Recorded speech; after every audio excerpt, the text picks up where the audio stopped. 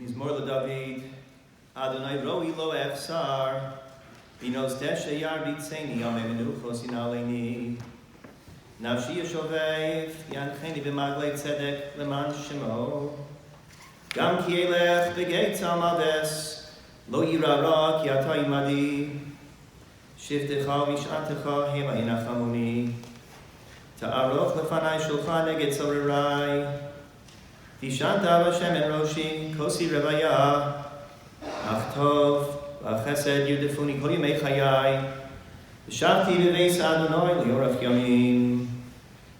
Call upon Shael Bellows to recite Tilamal.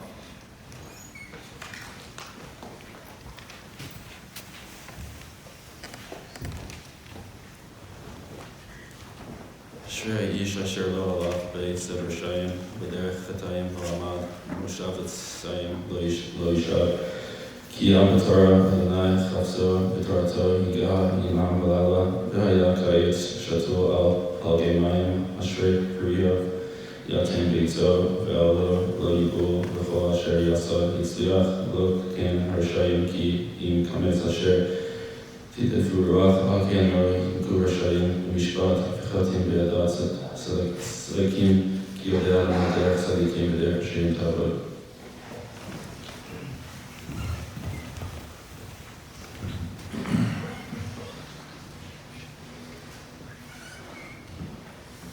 We are here this evening to pay kavod acharon to Rabbi Shael Bellows, the blessed memory of Shaul and Shmuel Zichrono Livracha, beloved husband of Joan, Father Lisa, Jason Adam, Kayla and Noah, Moshe and Dai Bellows, Nina, Elizabeth, and Apple Bellows, Yoni and Allison Bellows, Emma, and Noah, Mest, Sam and Rachel, Jordan, Julia, Laura, Daniela and Lauren Schreiber, and their children Raquel, Adam, Sophia, and Yael and Kenny Rickstein, Judah, Noah, Rami, and Nina. V'ha'ir Shushan Navocha, the city of Shushan, was in a state of confusion. We'll read these words in a few nights. Alas, that confusion feels like it has come early to Skokie and Chicago. Confusion that afflicted Shushan because who will stand up in a time when it doesn't seem the right people, the people we need, the people we've relied upon all along, are not available. What will we do without our remarkable friend, teacher, supporter? Who will we run to when we need advice? Who will compliment us when no one else thinks of doing so? And who will give us the constructive pointers we need when no one else has the courage? Who's going to check in on our children, ask about how they're doing, remember all of their names, and how ironic and painful it is that we've been tasked to find the right words to say this evening when the very person who would have surely known what to have said and how to say it and the cadence and where to stop and where to start is not with us any longer to compose those words. A few days ago, I was attending a Yarchei Kala, attended by well over 100 rabbinic colleagues from all over the country. My Rebbe, Rabbi Dr. J.D. Schachter, who was very fond of Mr. Bellows. I heard that Shael's situation was turning, and I stood up in the middle of a session and I headed out to catch a flight out. Maybe selfishly I would have a chance to wave goodbye to him. And I was grabbing my bags. An old letter from 20 years ago, out of the blue, circulated among the rabbis as we were commemorating 20 years of gathering of Divrei Torah, of sermonic material, of chizuk, to hundreds of rabbanim and thousands of congregants by extension. The letter was a thank you letter. I don't know why this was sent at this moment, but it hit my inbox. It was addressed to Mr. Shael Bellows. Dear Mr. Bellows, now that Yom Tov is concluded, I would like to thank you very much for your sponsorship of the Spring 2004 Yarchei Kala for Rabbis at the Rabbi Joseph B. Soloveitchik Institute in Brookline. Quite simply, it is hard to overstate the impact that these sessions, including March's session under your generous visionary sponsorship, have had upon me and my rabbanos. They have affected my overall hashkafic outlook, given me specific content for sermons and materials for shiurim, and created an indispensable, lasting sense of collegiality among young modern Orthodox rabbis across the nation to benefit our communities and ourselves, altered my personality and speaking style in public and in private in innumerable positive ways, giving me confidence in my pastoral and other interactions with congregants and more. In short, the far-sighted leadership of the Institute, of its magnanimous supporters such as yourself, and the master leader, Rabbi Schachter, have been critical to my entire professional development, entire rabbinate 3 years ago. This was 20 years ago. Thousands and thousands of Jews have been impacted by that initial act of chesed.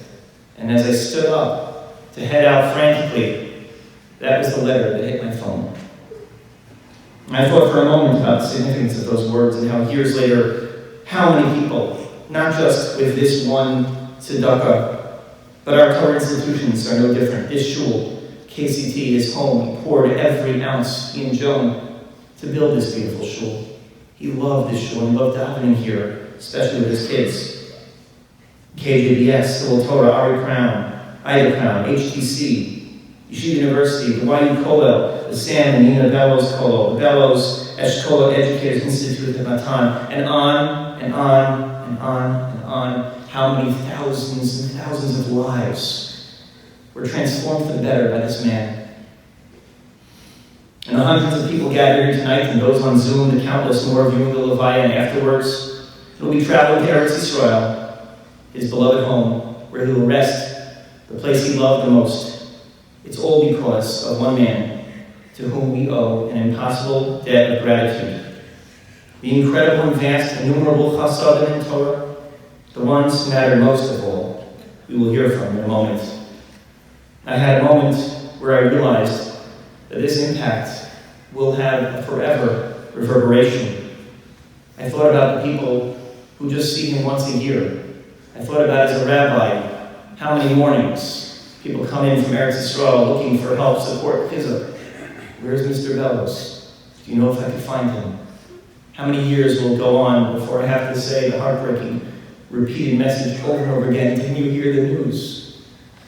Didn't you hear what happened? Now we will hear from his most treasured, of all the achievements and all the people whose lives he touched, people who he cared about, rightfully the most.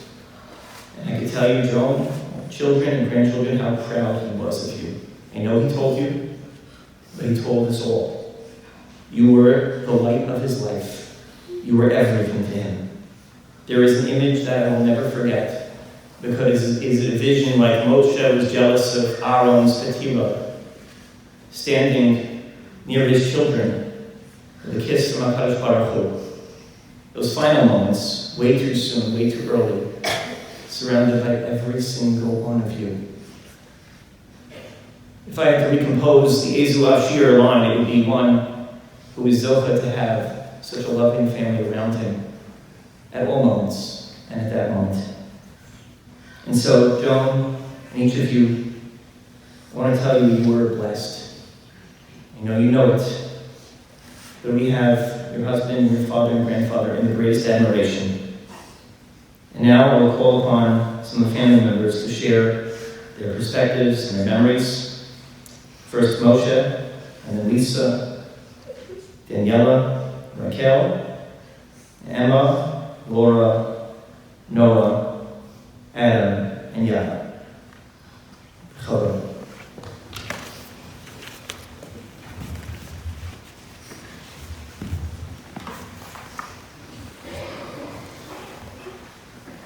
I want to start by thanking my brother Yomi for giving me the zchus of partnering with you on our father's eulogy. This morning, we read Parshas Zachor, Machot Timcha Zecher Amalek. And you should surely wipe out the memory of Amalek. How do you wipe out a memory? I would argue that my dad would say, you supplant it with positive, beautiful, loving memories. Hodu Hashem ki tov, ki le'olam chasdo. Give thanks to the Lord, for he is good, for his mercy endures forever. If you would ask my Abba how he was doing, most often this was the answer you received. He was so thankful and deferential to Hashem for the blessings that he bestowed on our family. And he would very often say he had no idea why Hashem had chosen him and our family to receive such blessings. But those of us here certainly can understand at least some of the reasons why Abba and Ima, she should live and be well, earned those blessings. The blessings of family, the blessings of love, the blessings of respect, the blessing of earning an honest living, the blessing of a life full of gratitude. He was the chairman of our family board. And that theme, I truly have no idea what merit I personally have accrued to deserve my Abi, the love of my life, my prince. My Abba was the perfect Abba for me, and I'm so grateful. My Abba taught me so much about an unyielding, honest relationship with God, his fellow human beings, business, and life. He would do so in a soft, gentle, direct, and caring way. I am deeply grateful for each and every lesson that will be carried with me for as long as I'm blessed to walk this earth. So I thought my eulogy and parting words would include just a few of those lessons I was honored and blessed to learn from my father. And perhaps by articulating them here tonight, this amazing supportive community and those on Zoom can internalize them and pay them forward. This is certainly not an exhaustive list, as he would only wish me to be brief and offer him a modicum of humility. Or as he would say, don't make such a hoo-ha-hey. Hakara satov. Be appreciative of what folks have done for you, and never take it or them for granted, and never sweat the small stuff. Say little and do a lot. Coupled with don't try, do. So many folks say they'll try to do things. For my dad, trying wasn't good enough. He would never just try. He would do. He always kept his word. He always went to the end of the earth for me. The blessings and importance of loyalty. From a young age, my father always had my back. I was made to feel and know that if I did the right thing, and sometimes not the right thing, he would be in my corner.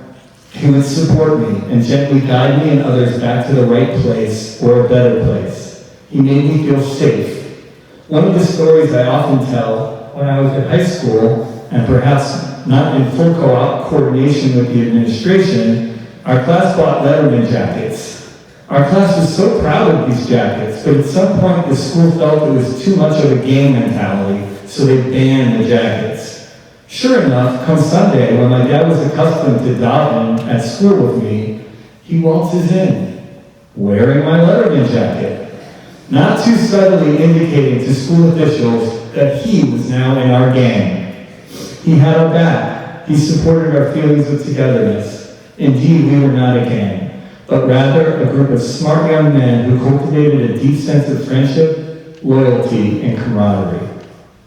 The blessings of an open home, open and welcoming home. My earliest memories include rabbis, scholars, dignitaries, cousins, and others staying in our home for Shabbat and weekends. During the week, folks just milling and walking about, sitting at the dinner table engaged in conversation. And we children were the beneficiaries of this exposure and knowledge, intellectual and emotional conversations on every conceivable subject. And when I was in high school, the number of friends I would have to sleep over, to eat chicken, meat, and fish, as Zev Turin would say, was epic. Our home was a destination for countless yeshiva out-of-towners. The open home of my parents allowed me to cultivate so many lifelong friendships and relationships. The blessings and importance of generosity, of time and understanding. My father always took my calls, always took the time to hear, empathize, and reflect on any situation I was going through, good, bad, or otherwise. He always was there to lend an ear, and only sometimes an opinion, often saying, "That's above my pay grade." Such humility, coupled with always making me feel heard. My biggest fear. For years, believe it or not, my father and I spoke about everything, openly and honestly, including speaking about his dying. My fears, all of it. My father, since the passing of my uncle, of my Zadie Sam, who died when I was 15, was the only person on the planet that understood me unconditionally. Philanthropy. When I was younger, living at 6110 Drake, Mr. Ruffin, folks who used to ring the doorbell each night for various charitable causes, seeking contributions. My Abba could have just written a check, but instead, he invited them in. He had them share their charity's mission with his children, talking to them with such care and love, taking time, treating them with dignity, and educating us along the way of how to treat people, share the bounty of charity. And to this day, I have relationships with charities due to my father and mother planting the seed. The importance of humility and language. My dad developed his own language and delivery style. Our family often jokes and replicates his homemade idioms, style, and word choices. My dad was an incredible orator, people often asking him to speak at their funerals. And I have always been nervous about delivering a less than amazing eulogy for my dad, a eulogy that would exalt him with the totality of respect and accolades he earned and deserves. Worried I would forget something important, but as the time got closer, I knew more than the execution and perfection. It was love, heart, and sincerity that my Abba would value. My siblings often catch me and each other using words, phrases, and styles that are Abba's. I look forward to doing so for years to come. Nothing's a bigger honor than being told I sound, act, or think like my father. The blessing of healthy touch. Hugs. Holding hands when we cross the street. Whether sitting next to him in shul. His reaching out during davening just to hold my hand. Or that patented Abba neck tap that my friends love so much. And more than these things, he would do so many more things that we never knew about. My Abba died with the same dignity that he lived, quiet, dignified, surrounded by a loving family that is committed to carrying on his legacy. I never want to disappoint my father, and I always will endeavor to live up to his name. I have always dreaded this day when my father, mentor, confidant, business partner, and best friend, my Avi, would pass. Intellectually, I know he's in a much better place, but emotionally, of course, it's a blow that one is never truly prepared for. I wish to thank my siblings and their spouses for their dedication and love to me, Abba and Ima, during this impossible time. The local siblings for all you did and do for our parents, and my out-of-town siblings for moving here. Your kibbut Abba name is something Abba and Ima appreciate tremendously. Relating to people, children, and grandchildren. One of my Abba's most incredible qualities is how he related to each person in the way they needed to be related to. Separate and distinct relationships with each child, a special bond with each grandchild. The truth is, I don't even know a fraction of it. I hear tidbits like a weekly share with his grandsons when they started getting into learning. That went on for years. Who knew? To the 17 grandchildren. He loved, respected, and deeply connected with each and every one of you in your own way.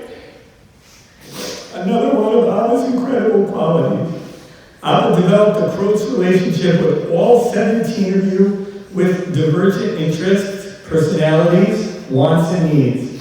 But each of you feel connected to him, would run to him for even a moment of saving time. It's imperative that you keep his memory alive. Listen to and share stories you have amassed. Ask for more when you need to. They are epic and will surely serve you well in your lives and your relationships. My biggest cheerleader. Abba celebrated my and each of our accomplishments like it was the greatest thing since sliced bread. He articulated how proud he was of you specifically and would not let you poo-poo it, as he said.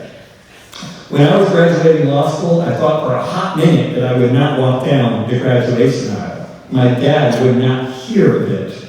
I am going to see my oldest son walk in his cap and gown and cheer as loud as I can at your great accomplishment. Dafyomi. One of the greatest photos I have is when my dad came to celebrate my Siyum Hashas.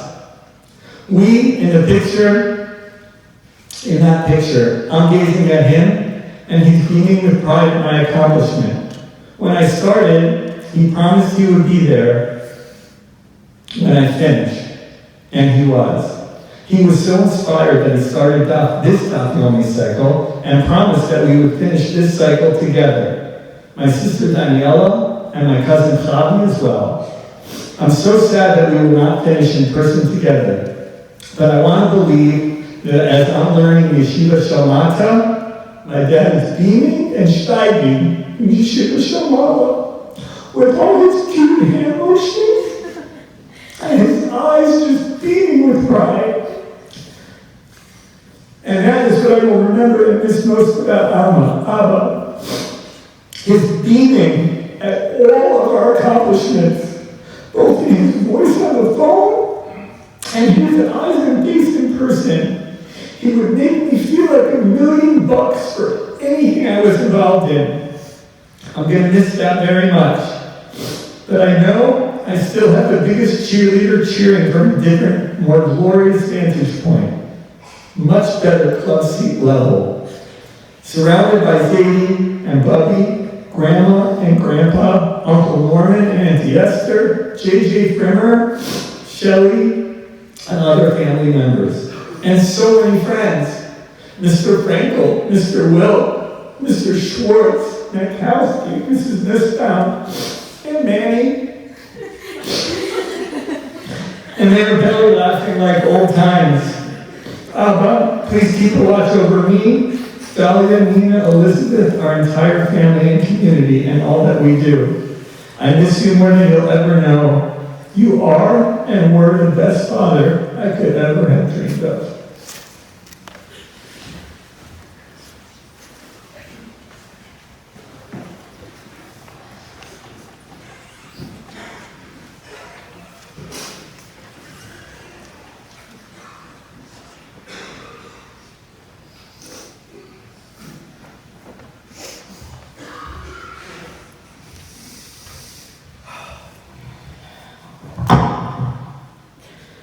My dear Abba, what a job this is. How am I supposed to speak about the greatest orator that I have ever known, whose words are always so beautiful and so perfect and elegant? I'm going to try my best to do you proud. My dear Abba, my sweet, sweet Abba, you are my heart. What am I going to do without you? Always in my corner, always. How do I say goodbye to an Abba who used to take me out on dates for black cows when I was young to make sure that we had some special alone time together and I didn't get lost in a house full of children? How do I say goodbye to an Abba who has such wisdom and always knew what to say and how to say it? How do I say goodbye to an Abba who was the yin to Ima's yang, who got into his pajamas in a motel room with ants, when my mother made the rest of us sleep in our clothes. How do I say goodbye to an Abba who always made sure he had quarters for the magic fingers in the motel rooms when we would take family road trips and made that the most exciting thing about the trip? How do I say goodbye to an Abba who believed that it was so important that all 30-something of us, children and grandchildren, be together for Pesach, that he would start planning in October to make sure that everything was perfect? How do I say goodbye to an Abba who I watched take care of his own mother the last few years of her life, visiting her every single day without fail and giving her so much love? I was so scared I would never be able to meet up to that level of kibbud avim. But when the time came, there was no question, because that is the model that I had in you. How do I say goodbye to an Abba who always felt that everything we had in our lives was from Hashem, who always said, "The good Lord has blessed this family"? How do I say goodbye to an Abba who always made me feel okay about being an introvert and shared that he felt the same way?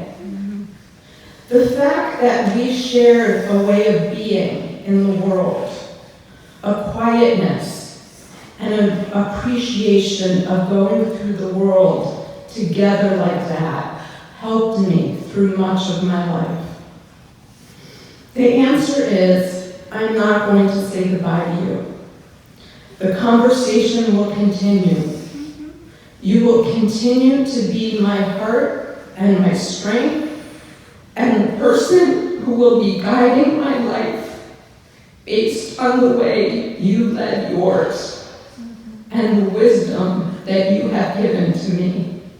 I love you.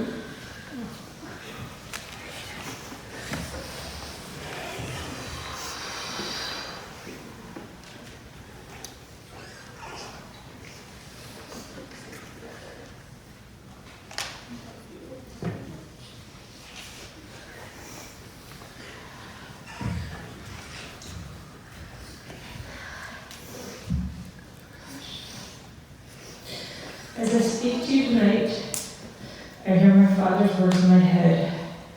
Speak slowly, clearly, and loudly, so the people in the next room can hear you. Abba, I'm going to do my best. The other thing resonating in my head is that my father did not like any hoo-ha-hey. So my goal here is to be concise while giving him the respect he so deeply deserves. As a family tonight, we feel directionless. We've lost our compass, our patriarch, our Zadie, and our Abba. At this moment, words seem elusive. Maybe because our family has lost our resident master of words. My Abba always knew what to say, and more importantly, he would craft a beautiful way to say it. His speeches in our family were legendary. The highlight of any Bellows Simcha was when my Abba would speak. We would listen so intently, not wanting to miss a single painstakingly chosen and well-punctuated word that captured the exact sentiment he wanted to convey. Abba, you were the best of us. You made us feel like we were great by extension. I was so lucky to have you as my Abba for 56 years, and yet it feels like it was not nearly enough. And I don't want to think about my world without you in it. You were like my secret weapon, You were this constant feel-good machine that I had, and it felt so good because it was so genuine. The compliments were so real, especially because you knew that when I did something you didn't like, you would lower your head. And you were looking at me with the top of your eyes. You didn't say anything until we would both just smile. Those eyes were so expressive. We could have a whole conversation with just our eyes. And I'm going to miss so much looking into those eyes. You taught me never to miss an opportunity to be silent and to know precisely when to speak out. I'm going to miss our phone calls. You were always so excited to hear what was going on in my life, in Lawrence's life, and in our children's lives. And your voicemail. Just calling to tell you how fabulous I think you are. You are one remarkable woman. I had a great call with, one of the kids. You have such great kids. You turned the simple Shabbos greeting into our family fave. Good Shabbos, so special, see, thumbs up. And you even managed to do that last Shabbat when Sophia wished you good Shabbos on the speakerphone, even though you had very limited strength. We will keep that up, but it will be hard to duplicate your excitement and your flair. You made it crystal clear that it was important to you that we live our lives as an integral part of the Jewish community and for the Jewish people, to invest in making the Jewish community better. And you were so proud of our efforts, trying to emulate in our own tiny way, you and Ima in that regard. You wanted each one of us to cultivate our own relationship with our Creator. And watching how you did that, we had a big head start. I cannot accurately capture the influence you have had on each and every single one of your grandchildren, who are missing you all so much right now, and I'm so grateful for it. Like us, they love nothing more than to just be with you, just being in your presence. Okay, being in your presence at a Bulls game was also pretty good. My Abba was an Ish Eitzah. People beyond our family sought him out for his advice, and he advised people about their careers and their business deals and their life in general. He was so generous with his time, giving people thoughtful, personal advice. People he knew well and people he didn't know at all. You were truly an American community, a Chicago community icon. And that was above and beyond the advice that this family sought from him on a fairly regular basis. His children and his grandchildren wanted to run things by him and get his perspective on all things large and small, and he loved that. Pesach was your holiday. You worked for months to create the perfect family experience, working out every minute detail to elevate our holiday, to encourage family closeness, to heighten spirituality, and have loads of fun. Over the past few weeks, Kabbalat Shabbat has taken on a meaning for me. Soon after you shared your diagnosis with us, I came to Chicago to spend Shabbat with you and Ima. The three of us sat in your study, in her chair. Ima in her chair, and me and you on the couch. Emotions were high, but we held hands, and we sang Kabbalat Shabbat in barely audible voices, tears streaming down our faces. And more recently, last Friday, after you were admitted to the ICU, I really didn't know what to expect. The night before was tough. I was with you, and Friday night I said, it's going to be Shabbat soon. I lit the hospital Shabbos candles to illuminate your room, and I asked you if you wanted your kiddush. Your eyes opened wide, and you shook your head. I made kiddush and hamutzi, and we sings we wrote for 40 glorious minutes. You followed along with your finger and your head back and forth to all the tunes. We're so happy. We benched every single word together, and you gave me one of my most treasured hugs afterwards. I felt so honored to share that with you. Abba, I know how much you wanted to celebrate your 60th wedding anniversary with your love, our Ima, this summer. You were so looking forward to it, but you just didn't get enough time. I'm so thankful to you, Abba. As I told you soon after you were diagnosed, that you were the ultimate father. I wanted for nothing, and that's why this is so incredibly painful. These past 2 weeks, you fought so hard. As you encountered obstacle after obstacle, you rallied when no one expected you to. You were so strong, and I know things got rough. And I asked for your mechila, because I know you fumbled at the end, and I'm sorry for that.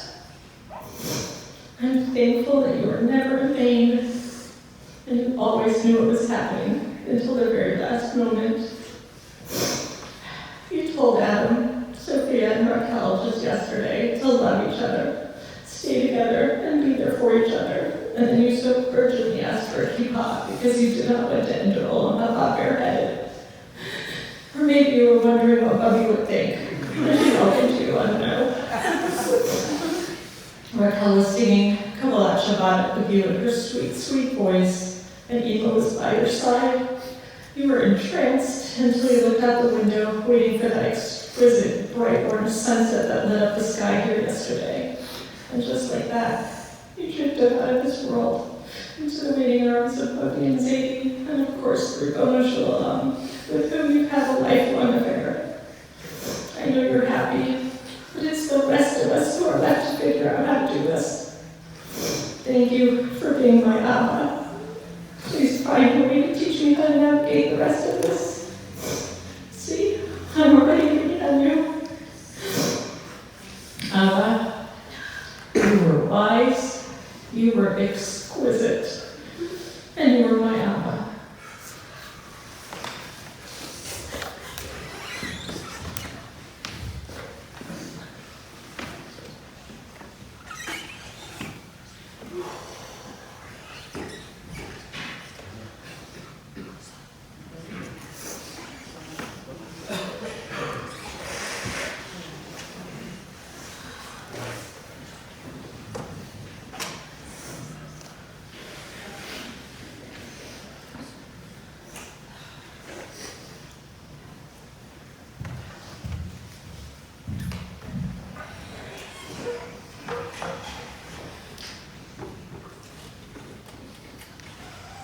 As my Uncle Moshe said, thank you all so much for being here tonight. And to those listening in, and to those who will hear this recording in the coming days, we thank you. I'm the first of my Ziggy's grandchildren who will speak tonight, and also his oldest grandchild, or as he and my Savta say, the eldest grandchild. And as the eldest grandchild to my Savta and Ziggy, I was privileged to experience a lot of firsts with them. This included the first trips to see their out-of-town grandchildren, their annual trips to New York City, where they took each of my siblings out for a night of culture, fun, and to simply enjoy being with each other. On my nights, we went to the ballet, and I followed these two seemingly all-powerful beings around New York City, where all doors seemed to open for them. This also included being the first of their grandchildren to go off to college. My freshman year, my baby started a refrain, saying to me something that he has stated in nearly every conversation I've had with him since, in the 11 years since.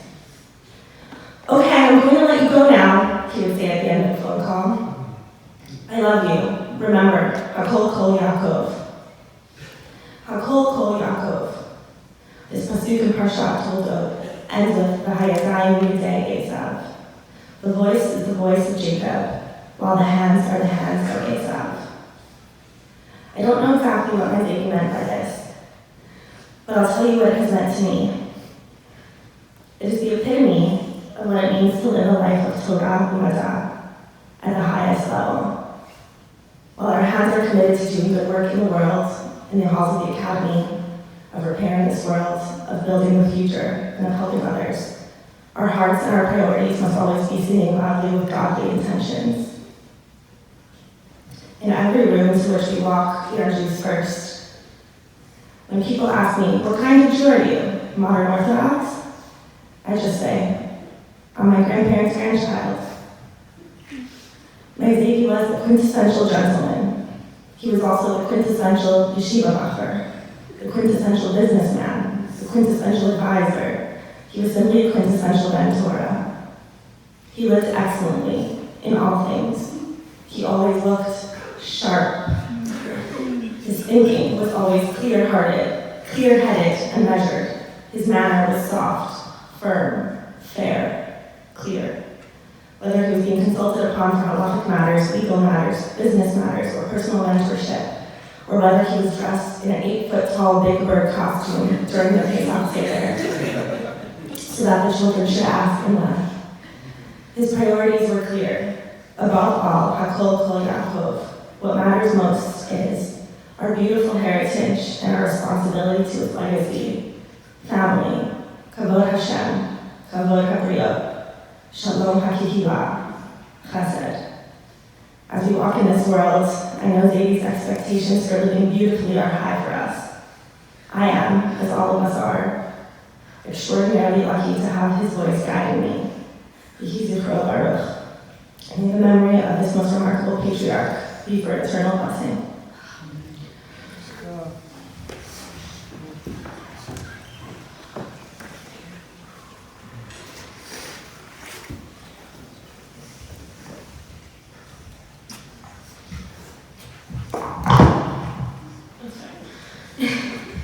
Set of someone who lives his life to my Zaydi in one speech is the most overwhelming task I can imagine.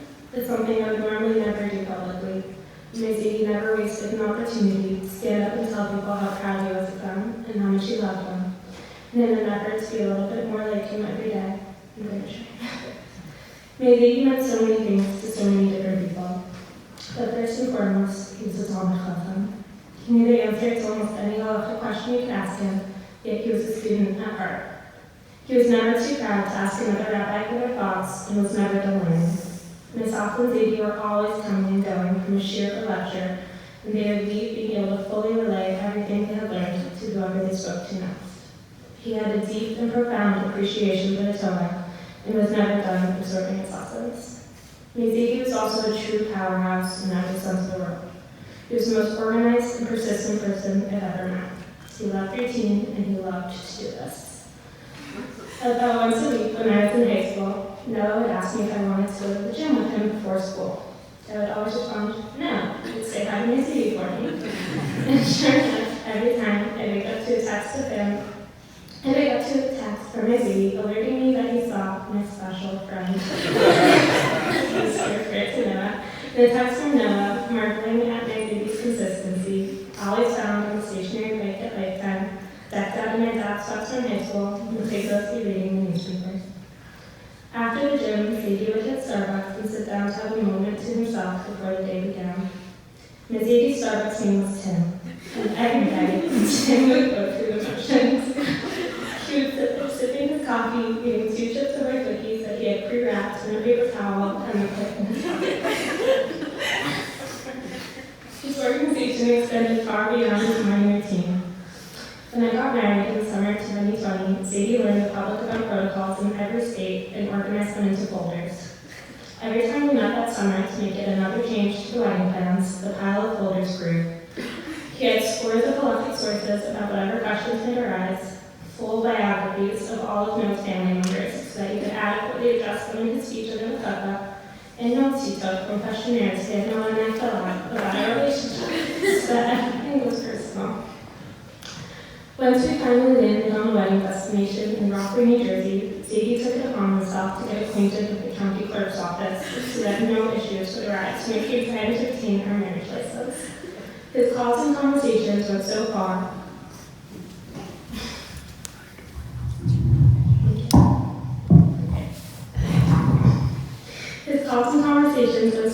that when it came time for me to call and make an appointment for my marriage license, the secretary who answered the phone immediately recognized my name and proceeded to tell me how much she's been enjoying getting to know my grandfather.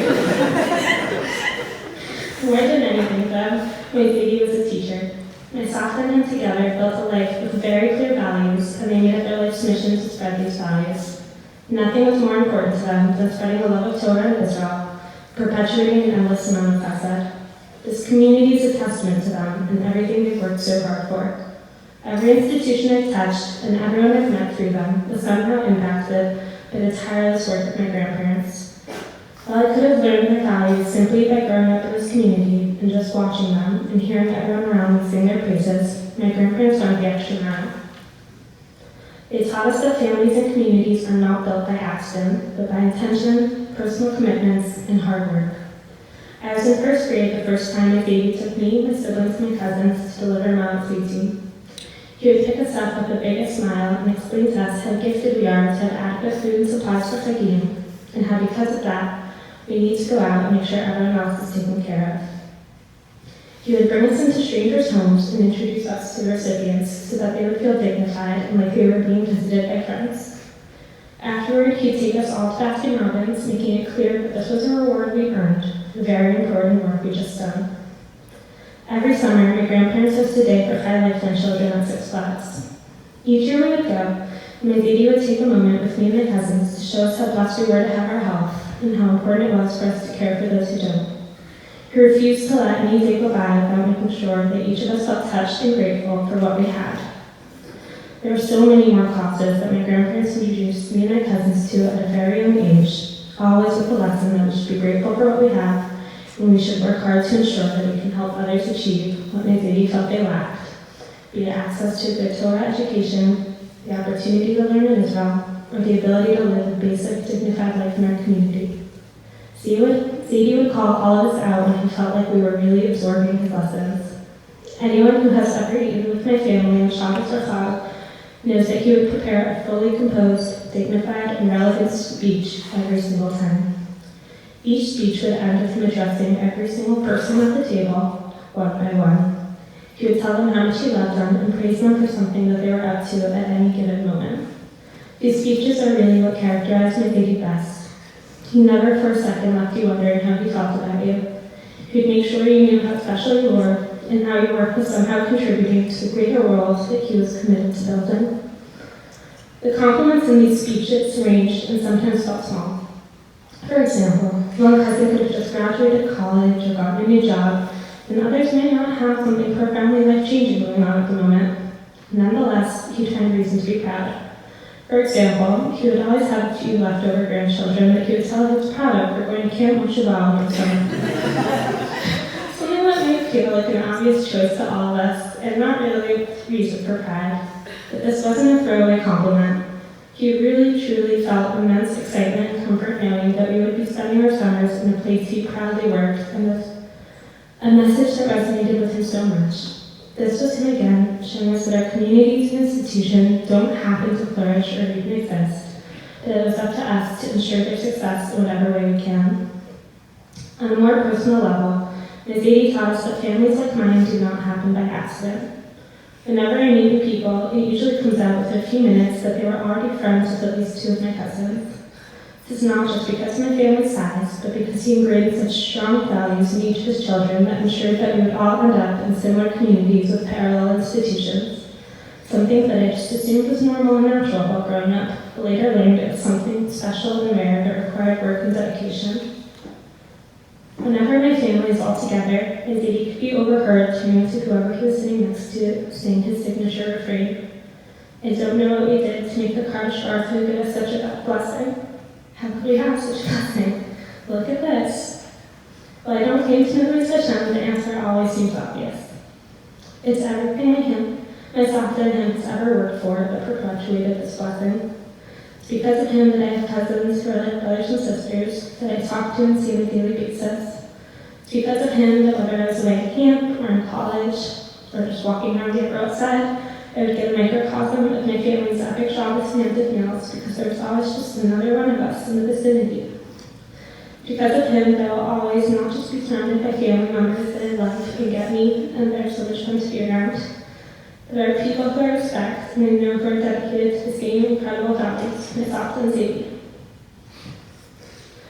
These last few weeks have been extremely difficult. However, there's one thing that my cousin Sophia said to me early on that has brought me comfort. Zadie really left it all on the table. He never waited for the right time to give you a life lesson or tell you how much he loved you.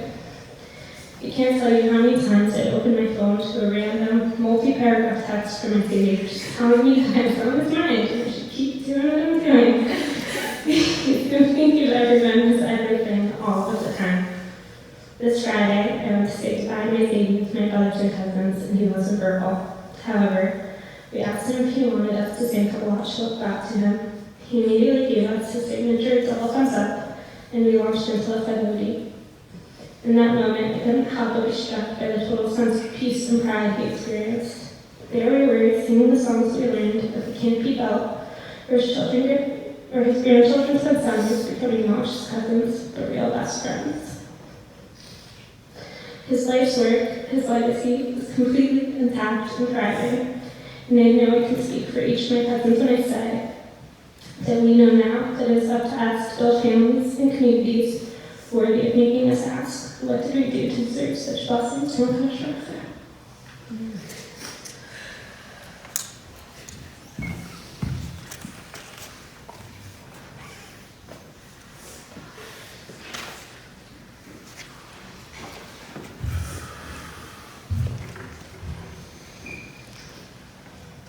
Who did Hashem control through your own pasta? A phrase he loved, a phrase he lived by, and a phrase he most definitely instilled in me. How lucky am I to be your granddaughter? There are a number of lessons and phrases that my Zadie has taught me that I will forever live by, and that I would like to give over. Akara Tov is first and foremost. Zadie has never begun speaking or writing without an expression of Akara Tov. Zadie has thoroughly taught me the Mira Akara Tov, the importance of sharing words and gratitude to those around him. No matter the occasion, Zadie would cut in for what he called a little break in action. Each time he would begin with his Akara Tov to Hashem for how lucky he feels to be surrounded by such an outstanding family. Zadie, an outstanding family we have because of you. I can speak for all the grandchildren that he made each and every one of us feel like his favorite. He always let me know that we just get each other. A grandfather and daughter connection that is endearing and so special. Moreover, there was simply no better feeling than opening your phone in the middle of a school day to a text from Zadie. Hope you're having a spectacular day. Love Z. Or just letting you know how much I love you. Have a great day. Love Z. Zadie, you never let us forget that you are our biggest cheerleader. Not only us, but to anyone you encounter. I can attest that Zadie made just about anybody feel special. Many years ago, I had the great success to go to the Bulls game with Zadie. Someone came over to him and said, "Oh wow, Mr. Bellows, so good to see you." My Zadie gave him a big smile and handshake and said, "You too." As he walked away, he whispered to me, "Laura, I had no clue who that was." It did not matter if he knew you or not. He always treated everyone with dignity and kindness. He had a knack for making everyone feel special.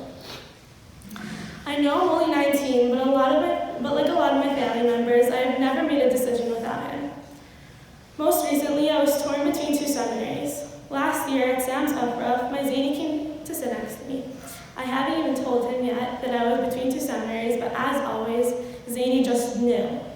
He said to me, "So, have you given more thought about next year?" We talked through all the important factors, but as always, he left the decision up to me. A few days later, I texted him my final decision. I had zero confidence in my decision, and it was my first big decision. Later this summer, I had a different and much smaller decision to make, but Zadie, being my #1 fan, texted me, "You'll decide what's best for you. You have a gift of making good decisions." This text has become my ultimate piece of chizuk. He instilled in me the confidence I didn't have and the confidence I'll need for the rest of my life.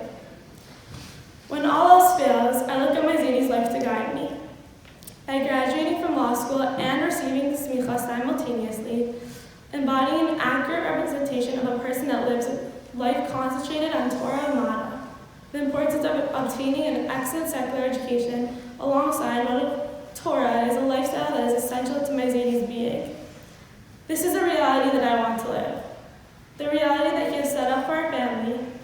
I have no doubt that Zadie's influence will continue to ignite and shine and his reputation will forever live on. How lucky am I to have had such a beautiful connection to such a remarkable person.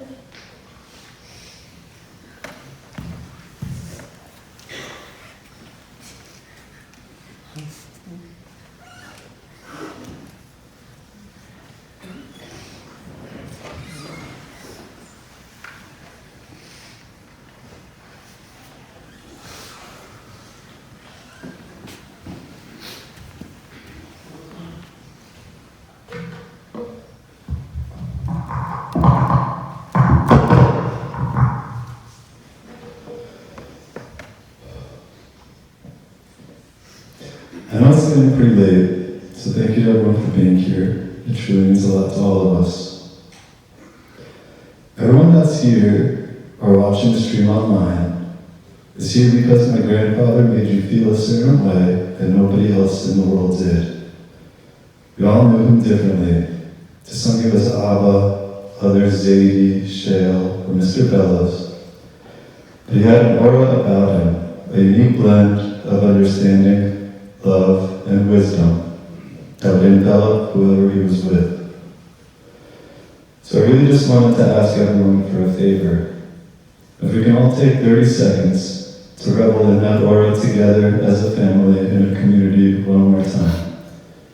Please take a deep breath and find a memory where just being with my grandfather made it so that nothing else in the world mattered. It may have been a time of need where you sought his advice, or maybe something small, like a smile from across the room, or a tap on the back, or even just taking a walk and hearing him comment on the weather as being a great day for flying, or a bit airish. Whatever the memory, let's just take a moment together to hold on to them and appreciate what a blessing it is to know what true love feels like.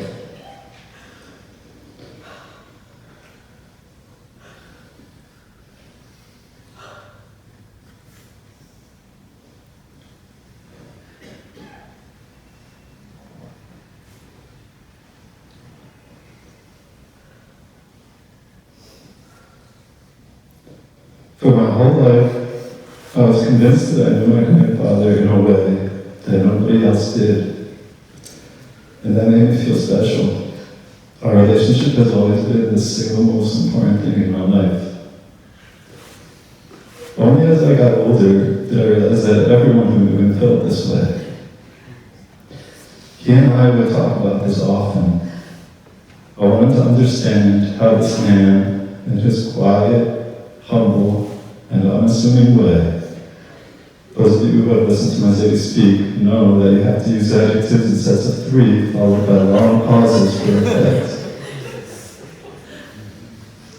Was able to have such a deep personal effect on so many people. And in one of these conversations, he told me something I'll never forget. He said, "On our own, we are just ourselves. But when I see you and think about you and am with you, you fill an Adam Driver-sized hole in me that I didn't know was there until you came along and filled it. And nobody else in the world could have done that for me." That's how he felt about everyone. Or he said, that's how I feel about everyone. The holes are all different shapes and different depths, but every person in the world can fill something in you that you didn't know you were missing, as long as you allow them to. We will all forever miss the feeling of my grandfather completing that part of us that only he could. But the lessons and love he has left us with will stay with us always. And I can't think of a greater blessing than to have had him in my corner for all of these years. As a bunch of our other family members have said, whenever the entire family was together, as Eddie would say, I really don't understand what kind of zechut or merit of our forefathers and foremothers have enabled your children and grandchildren, the Zechut vote has always been very clear, as we've witnessed it every day. Thank you for everything. We will love you and think of you always.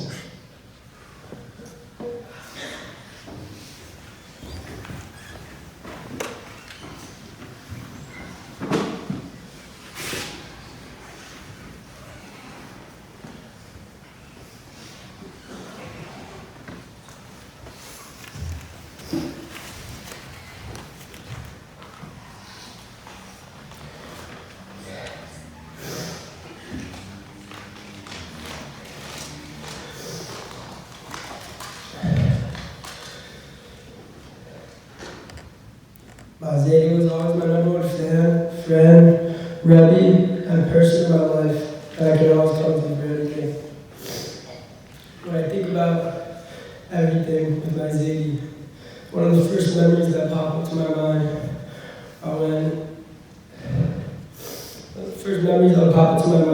he would put me to bed when I was really little. And he would always tell me his Zadie stories. And they were always about him growing up with his parents, him playing in the park, and him going to school and learning about the Rebbe. And then after he would tell me his Zadie story, he would always say Shema with me. And at the end of Shema, he would say, God bless all your friends, families, everything, doctors, teachers. God make you a good Jewish boy, amen. And that was it. Being with my Zadie was the biggest blessing and the biggest gift I've ever had in my life. When I would be with my Zadie, I felt like I was untouchable and I could do anything because he was a real life superhero. The thousands of stories of him that I have of him helping others, and the thousands of stories that we have that we'll never know about him helping others. That's what gets me through. I have the zechus to spend my Zadie's last Shavuos, Pesach, and Sukkot with him. Davening next to him in shul, learning with him in yeshiva, is something I'll never forget. His light, soothing voice during the Chadodi and during all the songs, and him closing his eyes and just holding my hand next to me singing in shul, is something I'll never forget. Nothing made him happier than learning with us and having a really special bond with all his grandkids. During COVID, Sam and my Zadie had the best idea where we Zoomed every single day. And me, Jordan, Sam, Noah, Judah, Rami, and we would just listen to my Zadie speak to us for however long it was. He would tell us Torah, and he would tell us life lessons, and he would tell us goals, and he would tell us everything we need to know in this world. He set a real blueprint for every single one of us, and he set a real blueprint on how to be a Sonic and a Ben Torah, and how to remember everything that he's taught us. In sixth grade, in 7th and 8th grade, I would always go to his house at night, and I would just tell him everything. I would just cry to him, I would laugh with him, and he knew exactly what to say to me. He knew exactly how to make me feel better, and he knew exactly everything to say to me.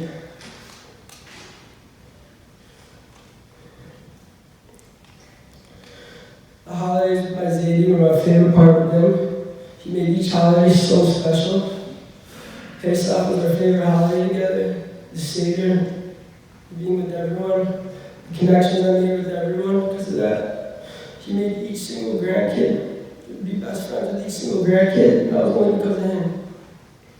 I talk to him every single day, and I'm going to miss my Zadie, and I'm going to miss talking to him every single day. Everyone can speak on forever and ever about my Zadie and all the great things he did for his community and our family.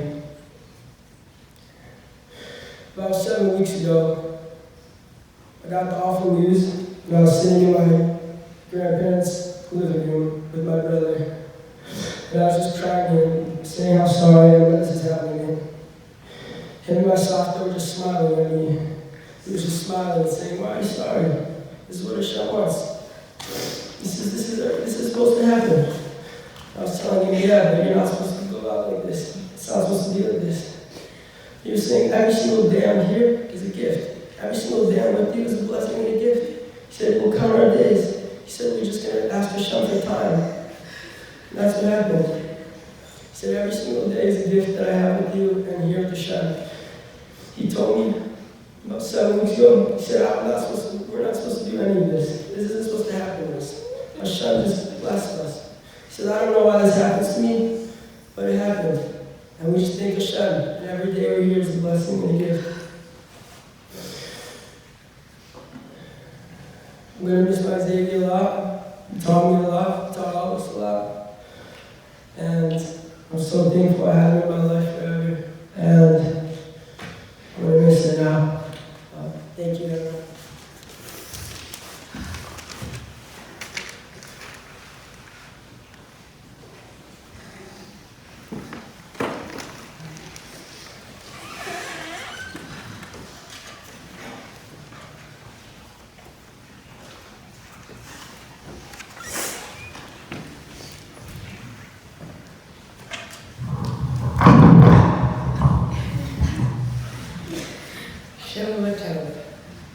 Superhero to some, confidant to others, mentor to many, legend and goat of all time, greatest of all time.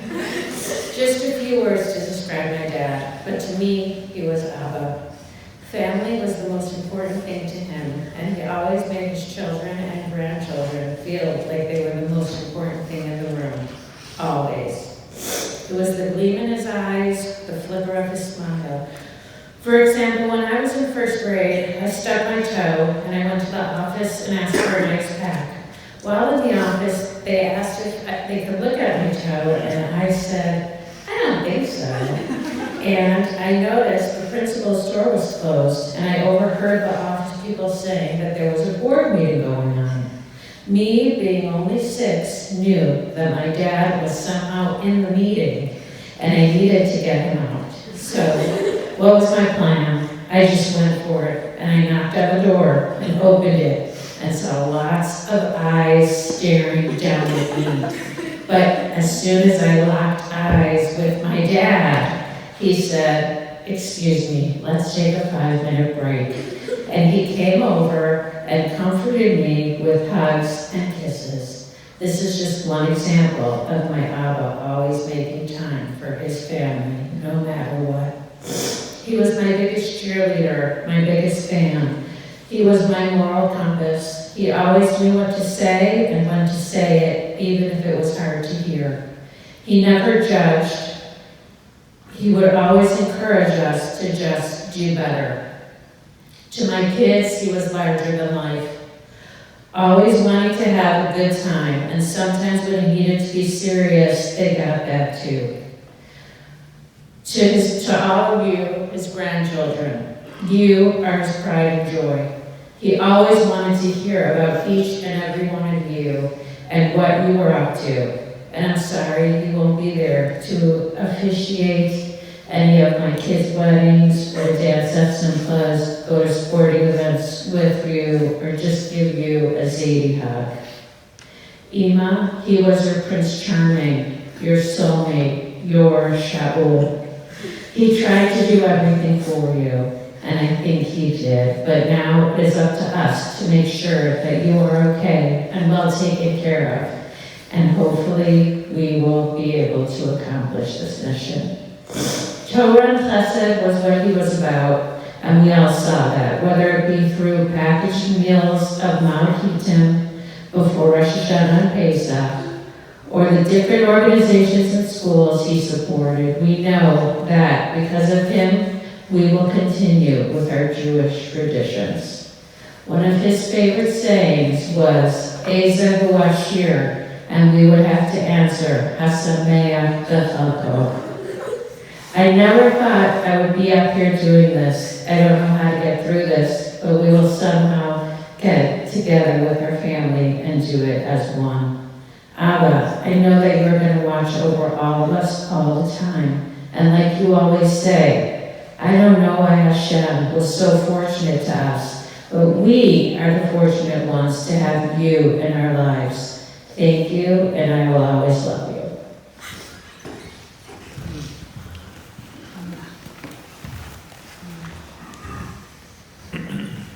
So we closed the Haftarah today. Albeit in a different context, we read the words, V'Shaul Allah el Beiso Givat Shaul. And Shaul ascended to his home. Tonight, as we leave after Kol Yoni to recite the Kelmali Rachamim, we will accompany Shaul. We will walk behind him one last time. We will usher him forward to his home, to his most beloved home, Eretz Yisrael, to be one with the earth, and ultimately his neshama will ascend to the Olam HaEmes, where as much as he guided each of you and each of us with such wisdom, with such poise, with such strength, with such a remarkable brilliance, wisdom, know exactly what to say and exactly when to say it, that koach, that power of Melech Yosher will be even greater in the world of truth. Kol Hanyoni, to recite the Kol Hanyoni.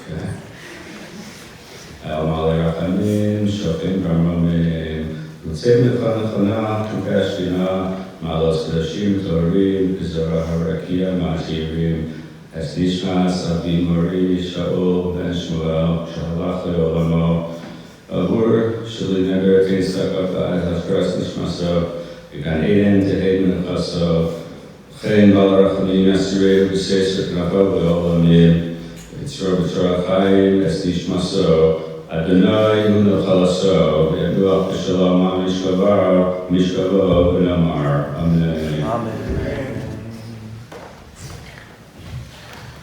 The burial in Israel will be Monday, approximately 11:30 a.m. at Eretz Chaim Cemetery in Beit Shemesh. The family will leave that Tuesday, when they'll be sitting Shiva at their home. The times we'll post once they come back. For those who want to be Malava, the next we're going to do it right outside in the parking lot, and then we'll go to the airport.